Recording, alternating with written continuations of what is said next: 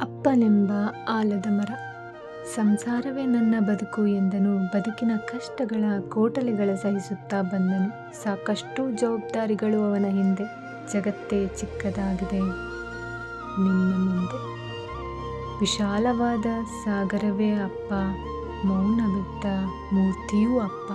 ಗಡುಸು ಧ್ವನಿಯ ಗಾಂಭೀರ್ಯವೇ ಅಪ್ಪ, ವಾತ್ಸಲ್ಯದ ಪ್ರತಿರೂಪ ನೀನೇ ಅಪ್ಪ.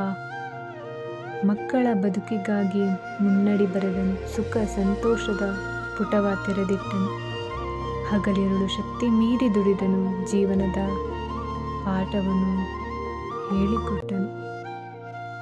ಸರಳ ಸುಂದರ ಸಿರಿಯ ಸಂಪತ್ತು ಅಪ್ಪ, ಬಾಳ ಪಯಣದಲ್ಲಿ ನೆರಳಾದ ಅಪ್ಪ. ದಿಟ್ಟ ಸ್ವಾಭಿಮಾನದ ಸೆಲೆಯೂ ಅಪ್ಪ, ನಿನ್ನೆಯ ಋಣವ ತೀರಿಸಲಾಗದು ಅಪ್ಪ. ರಚನೆ ಮಂಜುಳಾ ಮಹೇಶ್ ಬಾಗಿಲ್ಗದ್ದೆ.